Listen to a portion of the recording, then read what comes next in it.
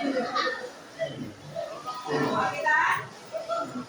class, maaari bang tumayo ang lahat at sa panalangin? Rachel Ann, maaari ba ang panalangin? Mga pasensya na ba kayo? Handa na po. Ama, anak, Espiritu Santo.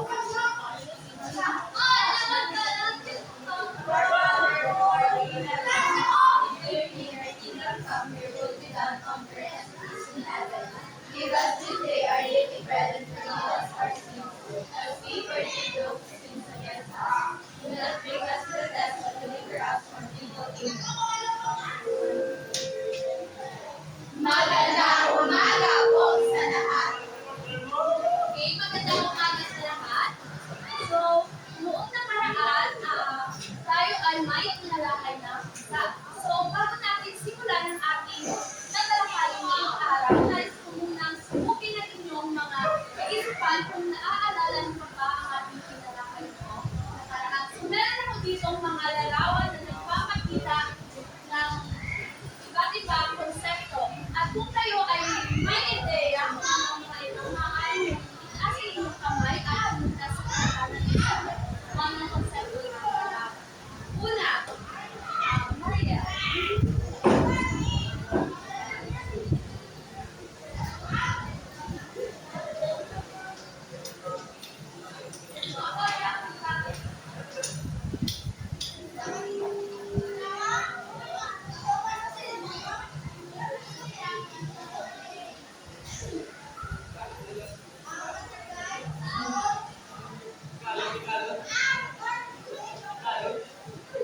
Okay, magaling. So, ang larawang ito ay nagpapakita ng diskriminasyon sa LGBTQIA. Ikalawa naman, Emma.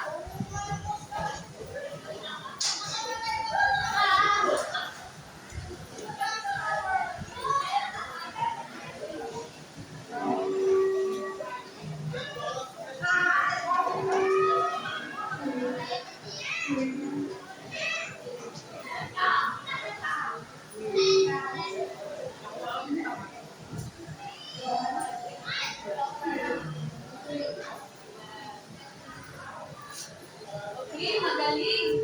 So, ito ay nagpapakita ng diskriminasyon sa kalalakihan. Dahil ang litrato ay nagpapakita ng isang lalaki na gumagawa ng gawaing bahay. At kadalasan, ginagawang dito ang isang house husband. So, ikatlo naman, Miss.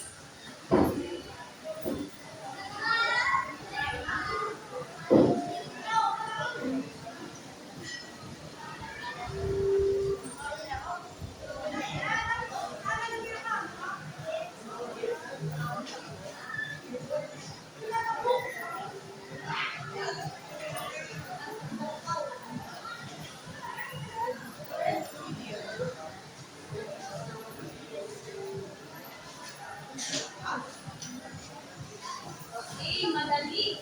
So, ito ay nagpapakita ng diskriminasyon sa kababaihan. Kasi makikita sa litrato na nasa ibaba ang babae at kadalasan nangyayari ang diskriminasyon na ito sa trabaho.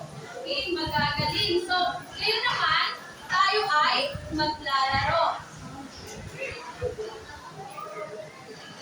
Okay, so ito ay may pamagat na kas na cabbage. So, ito ay ang cabbage at ito ay may mga katanungan. So, ang gagawin ninyo ay kakanta ninyo ang 5 Little Monkeys. Okay? At ipapakita ninyo ang cabbage at sino ang hindi hawak na cabbage siya ang sasagot sa tanong. Okay? At simula tayo kay Adlai. Ready? Sing! Why did a monkey happy monkey? Mama called the doctor and the doctor said, "Pinako na to, nakatalo na kayo. Kayo naman ako, subukan yung tumayo. I wanna be a to be a chicken star. How about we gotta go to battle?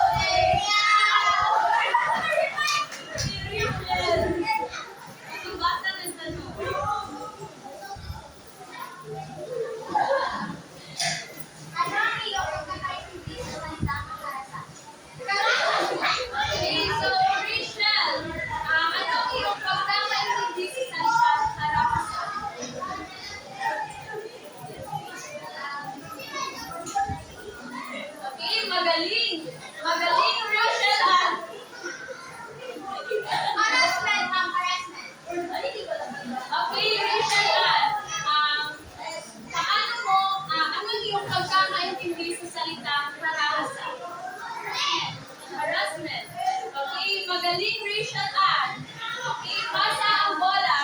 Sing.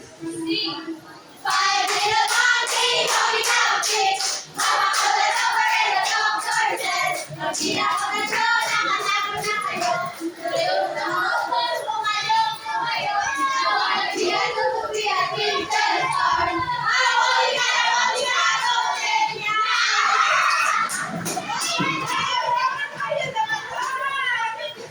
Okay, so sino may sigaw? Si Jolene, okay. So, kunin mo at sasabihin ang tanong.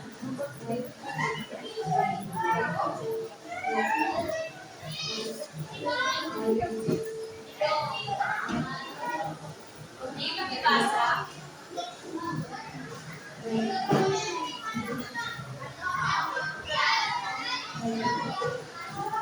Okay, so ano-ano ang mga karanasan na nakikita mo sa iyong paligid? Okay, so sinabi ni Regeline ang karanasan na nakikita niya sa kanyang paligid ay rage. Okay, so pakibasa ng bola. Ready? Sing!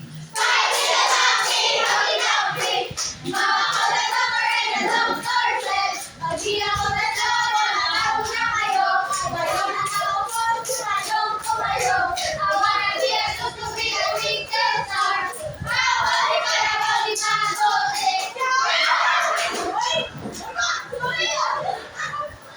Okay, shy. Pakibasa.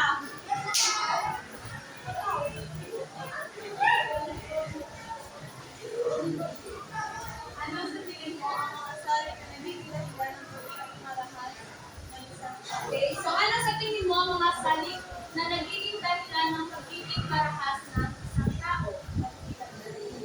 Okay, magaling. So, ito ay isa sa nakikita niya sa kanyang paligid. Kaya ang isang tao ay nagiging marahas. So, magagaling. So, sa tingin ko ay kayo ay handa na sa pakikinig sa ating susunod na aralin. So, sa tingin nyo, ano kaya ang ating pag-aaralan ngayong araw?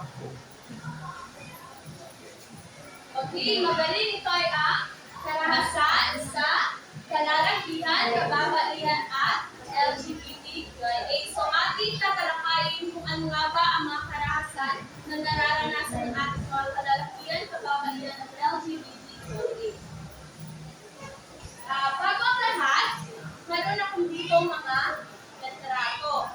So, para mas maunawaan muna natin ang ating tatalakayin at meron akong dito mga litrato.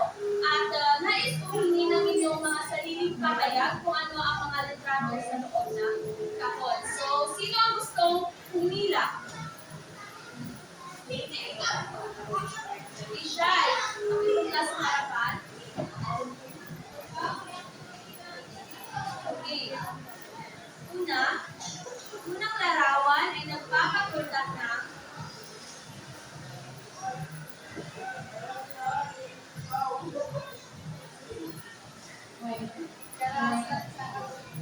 okay, so, bakit mo nasabi na ito ay nagpapakita ng karahasan sa ating LGBTQIA? Okay, so, sila ay inaabuso. Pangalawang larawan, so, sino ang gustong humila?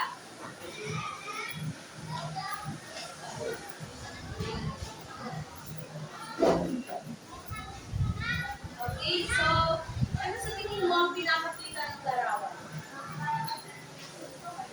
Okay, so, sabi niya, ito ay stalker. So, karahasan sa kababaihan. Pangatlo. Leia. Isang larawan ay nagpapakita ng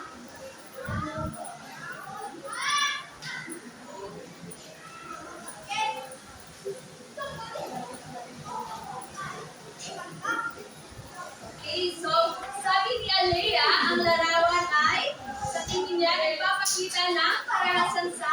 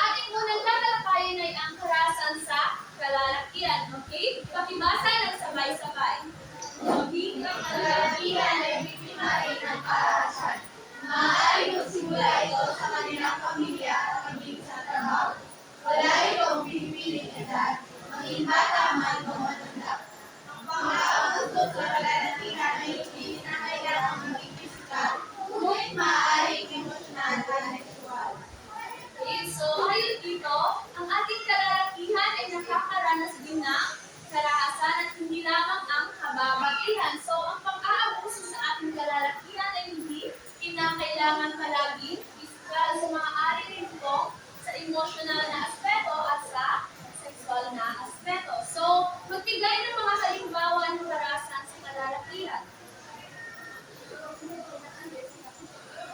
Okay, so, sabi niya, isa sa karahasan ay ang pag-a-unders ng isang asawa, magaling.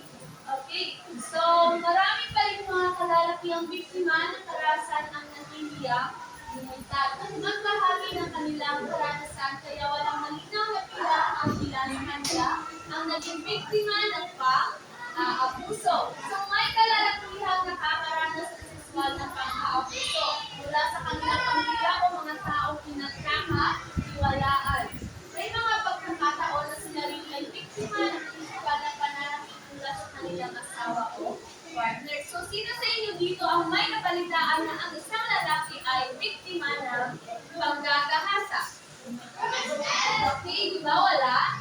Dahil ang ating mga kalalakihan ay nangihiya, lumunta at magsabi, kaya walang bilang kung ilan ang porsyento ang naging biktima ng karahasan sa kalalakihan.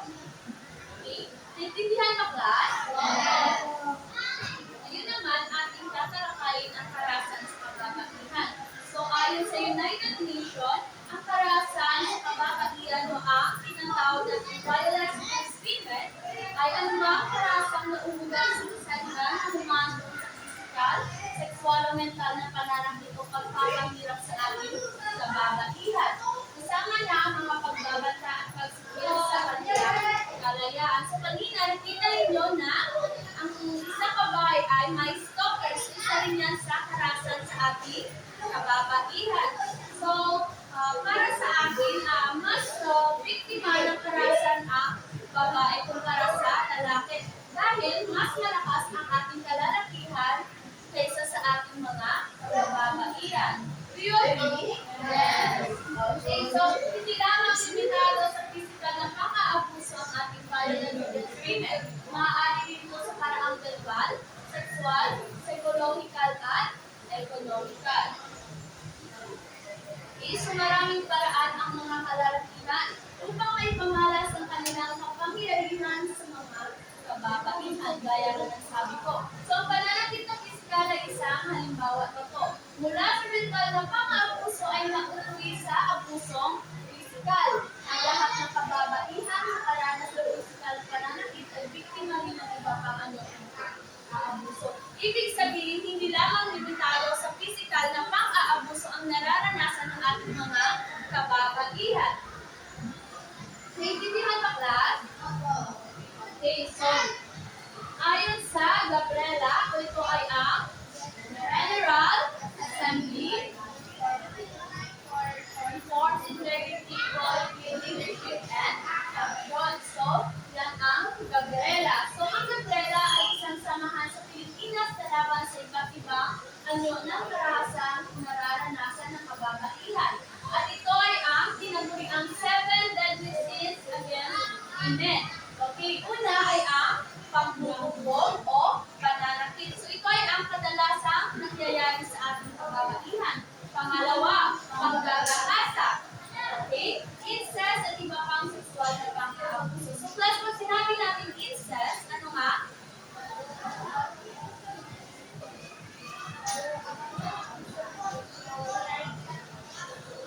Okay, very good.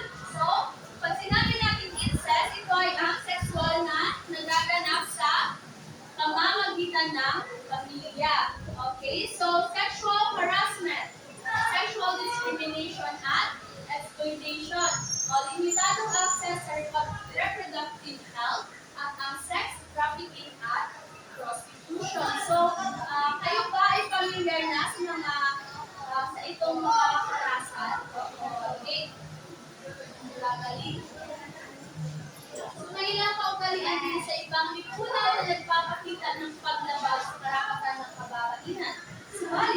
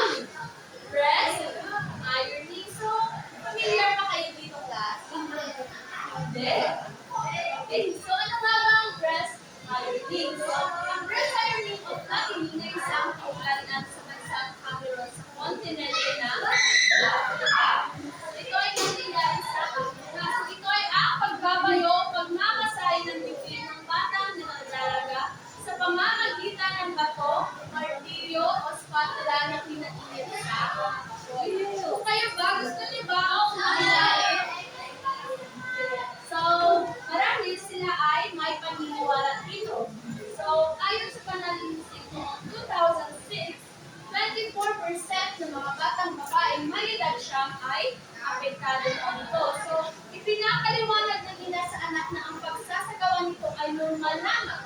At ang mga dahilan nito ay upang maiwasan ang una, maagang pagbubuntis na anak. Ikalawa, pagbigo sa pag-aaral. At ikatlo, pagkakasa. So, ang maaaring mag-i-epekto nitong kalusugan ng mga ay cyst, cancer sa suso, at issue sa pagpapasuso. So, kayo ay sumailalim sa ganitong proseso, maaaring mangyari sa inyo ang mga epekto nito.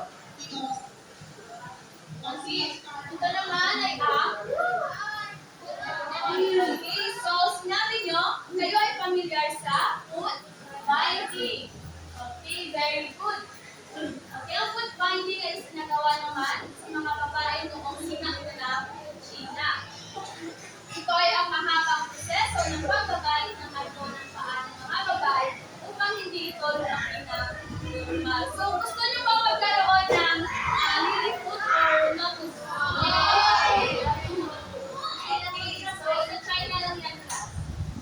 Okay, ang kaniyang mga paa ay mahigpit na nakagapos gamit ang pagbalot ng isang pirasong bakal o bubog sa talampakan. Okay, ang mga deformed feet, kagaya ng sinabi ko, ay kilala bilang lotus feet o English feet. Okay, so noong 1911, tinanggal ng ganitong sistema sa China sa pamumuno ni Sun Yat-sen. Tandaan ha, ang ganitong proseso ay hindi na ginagawa sa kasalukuyang panahon. Okay, naintindihan niyo ba ang karahasan na nararanasan ng ating mga kababaihan? Oo. Ngayon naman, ating pag-aaralan ang karahasan sa LGBTQ+. Okay, so pakibasa ng sabay-sabay. Naguloy ang pagpatay sa mga membro ng LGBTQ+.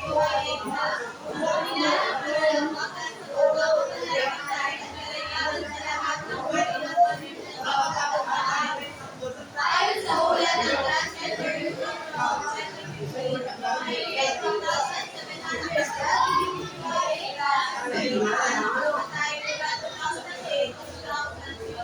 So, ayon dito class, patuloy pa rin ang pagpatay sa ating LGBTQIA+. So, imagine no, kung ano ang hirap na nararanasan nila at hindi sila malayang nagpapahayag ng kanilang damdamin dahil sa mga karahasan ito.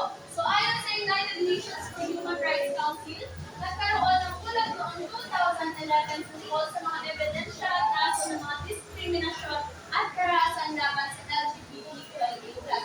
So, ang bansang Uganda ay nagpasa ng batas na Anti-Homosexuality Act of 2014. So, ito ay nagsasaad na ang same-sex relations at marriages ay maaaring parusahan ng habang buhay na pagkabilanggo. So, yan ang nararanasan ng ating LGBTQIA+ sa ating lipunan. Pero sa Pilipinas ay bukas tayo sa ating LGBTQIA+. So, sa ibang bansa lang ito, class, ito ay sa bansang Uganda. Okay, naintindihan ka, class? Yes! Okay, ngayon naman ating pag-aaralan ng domestic violence. So, pag sinabi natin domestic violence, ito ay ang karahasang nararanasan sa loob ng isang relasyon. Maaari kayo ay magkasintahan o kayo ay mag-asawa, as long as may relasyon kayo, yan ay tinatawag na domestic violence kung kayo ay nakakaranas ng karahasan. Okay, so hindi lamang pagbabatikan, biktima at marasang nagaganap sa isang relasyon, so tinatawag na domestic violence. Ang karahasan ay may iba't ibang uri. Ito ay sa paraan emosyonal, sexual, physical, at balta ng pang-aabuso. So ito ay maaari din maganap sa heterosexual at homosexual na okay, so ikaw ay nakaranas ng domestic violence kung ang iyong kapareha ay una, tinatawag ka sa ibang pangalan hindi maganda. Pangalawa, pinipigilan ka sa pagpasok sa trabaho o paaralan. Pangatlo, pinipigilan ka makipagkita sa iyong pamilya o mga kaibigan at sinusubukan ka kontrolin. Pang-apat, nagsiselos at palagi kang pinagtuloy nanloloko. So, sa tingin ko, kayo ay nakakaranas ng pangakarasan ito sa inyong karelasyon. Pero hindi nilang malaman na ito pala ay isang uri na ng domestic violence. Kung ito ay paulit-ulit ng nangyayari. Okay, so yan ang ating aralin ngayong araw. Okay, class? So, kayo ba ay may natutunan sa ating aralin? Okay, so, nais kong subukan ang inyong mga memorya. Kung kayo ba ay talagang may natutunan sa ating tinalakay ngayong araw. So, tayo ay magkakaroon ng aktibidad at ito ay tinatawag na new complete me. So, pakibasa ng pagtuto. All ang grupo ng kaibigan ng mga at uwi ng mga susunod na larawan. Pinag-ignay sa karagsan, nalaran ng sarili ng mga kasarihan. Pagkatapos ay nalakan ng mga kasanahan, bagay na okay, class. So, meron ako dito mga piraso ng larawan at ang iyong gagawin ay kailangan nyo itong turuin upang malaman kung ano ang pinapakitang konsepto ng larawan at kailangan nyo itong sagutan. So, bumuo lamang ng 5 miyembro sa tatlong grupo. Okay?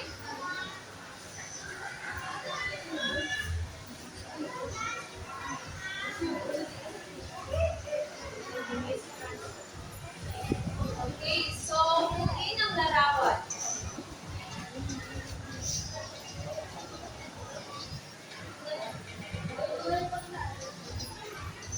Okay, so pakitulungan lamang ang inyong mga kasama.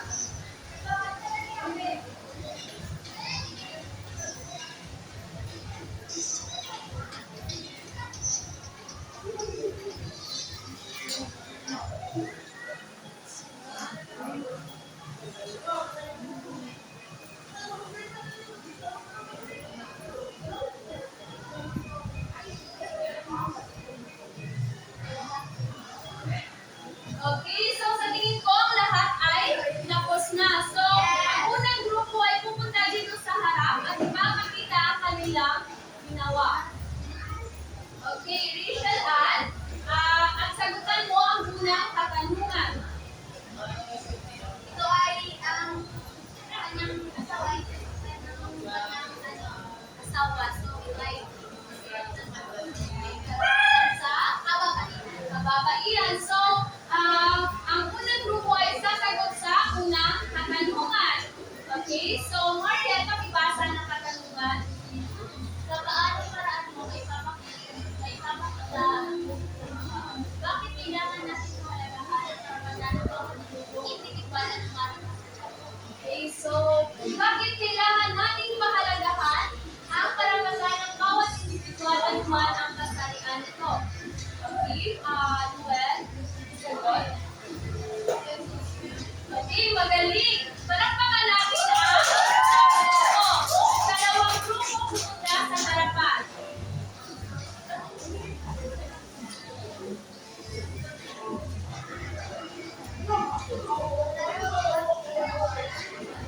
Okay, so si Ronnie ay mag-explain. Ang larawang ang ginawa ay tungkol sa karahasan. Tungkol sa mga karahasan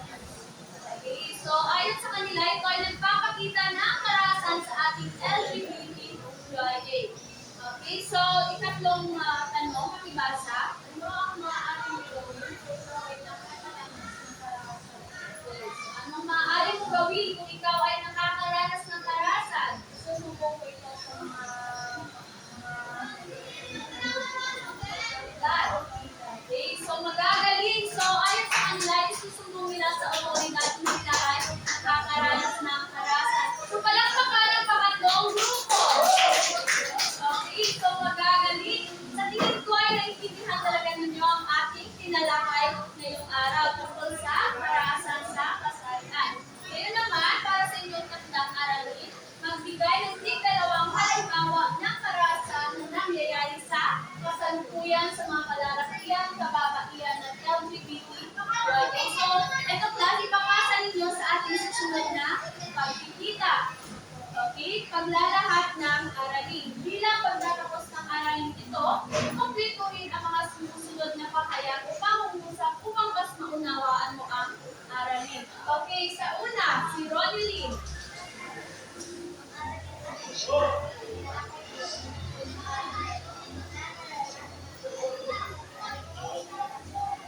Okay, magaling, Ronilyn. Pangalawa naman, sino ang sasagot? Okay, si Joanne. Joanne, so mahalaga para sa iyong aralin dito sapagkat